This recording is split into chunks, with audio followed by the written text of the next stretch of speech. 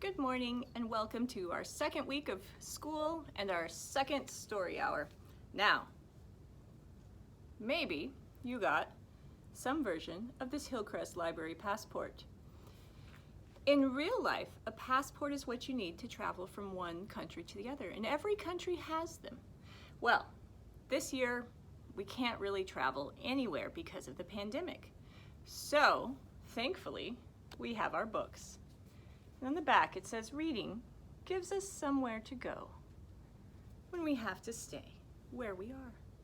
And since we have to stay where we are, we're going to take our books this year and we're going to travel all around the world.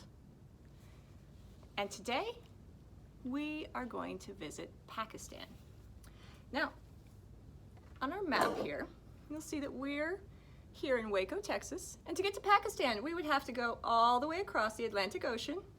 We'd go under Europe and over Africa, past Egypt and Saudi Arabia and Iran, and we'd find Pakistan here. We're going to the northwest Swat Valley.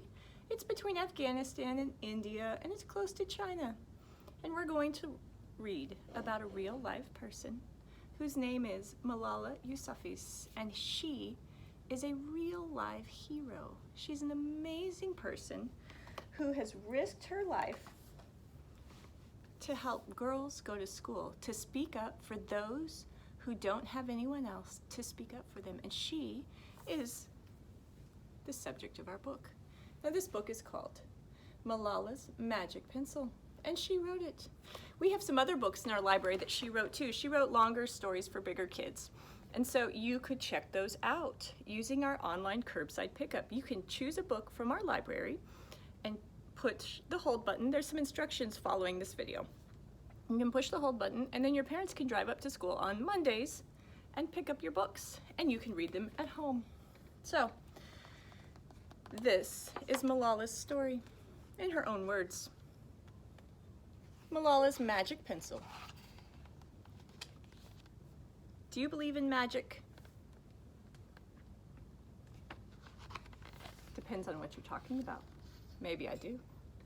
When I was younger, I used to watch a TV show about a boy who had a magic pencil. If he was hungry, he drew a bowl of curry and it appeared. If he and his friends were in trouble, he drew a police officer and help came. The little boy was a hero. He was always protecting people who needed help. I wished I had a magic pencil too. What would you do with a magic pencil?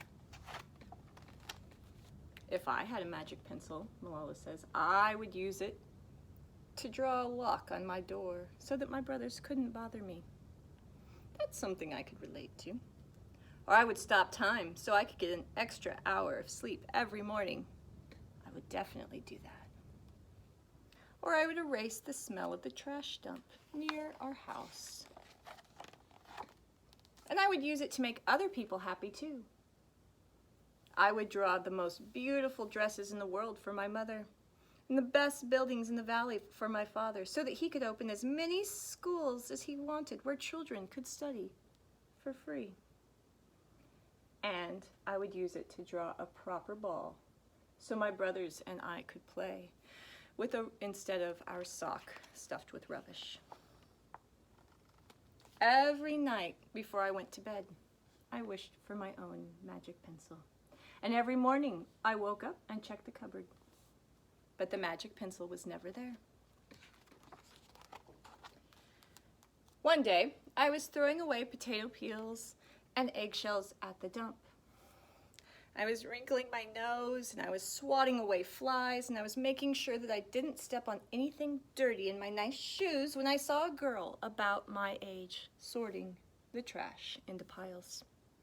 And nearby there were boys using a string and magnets to fish for metal scraps.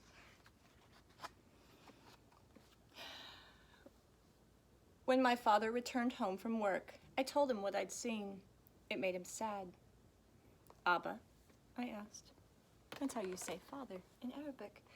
Yes, Johnny, he said. I always liked it when he called me dear one. Why haven't I seen that girl in class? Because, he said, he didn't finish that sentence right away. Because, Johnny, in our country, not everyone sends their daughters to school. And some children must work to support their families. Those boys will sell the metal scraps that they find, and then their family will have food. If they went to school, their families might go hungry.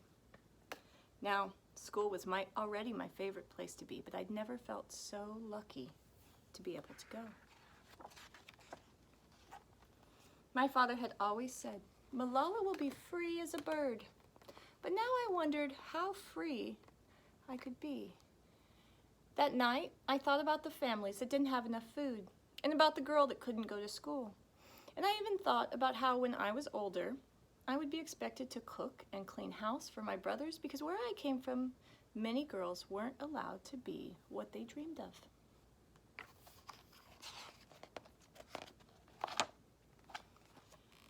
I knew then that if I had that magic pencil, I would use it to draw a better world, a peaceful world.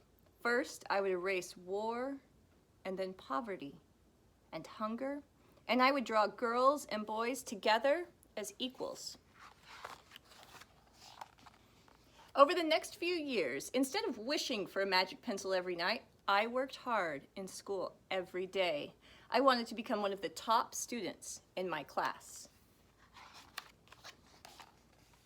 But soon, powerful and dangerous men declared that girls were forbidden from attending school in our country.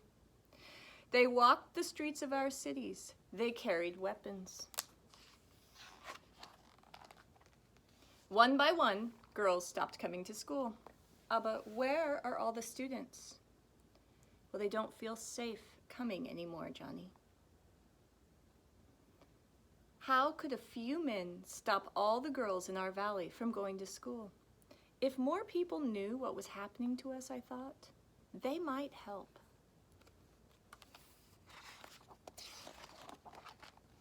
Wishing wasn't enough, though. Someone needed to speak out. Why not me? I wrote about what it felt like to be scared to walk to school, and how some of my friends had moved away because of the threat they faced in our city. I wrote about how much I loved school and how proud I was of my uniform. Once I started writing, I didn't stop. I wrote speeches and traveled all around my country sharing my story. I even talked to a reporter from a famous international newspaper. People actually wanted to learn about my life. I spoke up for all the girls in my valley who couldn't speak for themselves. My voice became so powerful that the dangerous men tried to silence me. But they failed.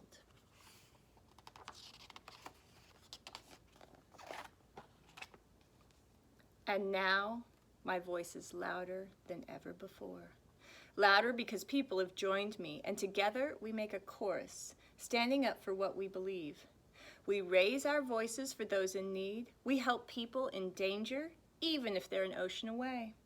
And we think of the world as one big family. Do you believe in magic? I do. I wrote alone in my room, but people all over the world were reading my story. Millions now know and help me spread my message of hope. I had at last found the magic I was looking for, in my own words and in my own work. I am Malala. I've always wished I could make the world a more peaceful place. And every day I work to make my wish come true.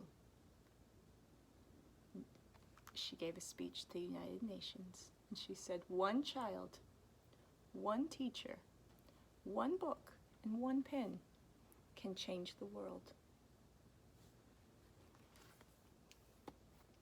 And that is our story today. I encourage you to learn more about Malala. She's a real-life hero. She is not that old. She just graduated from college in the middle of the pandemic. She graduated from Oxford, and she was not very old when she started changing the whole world.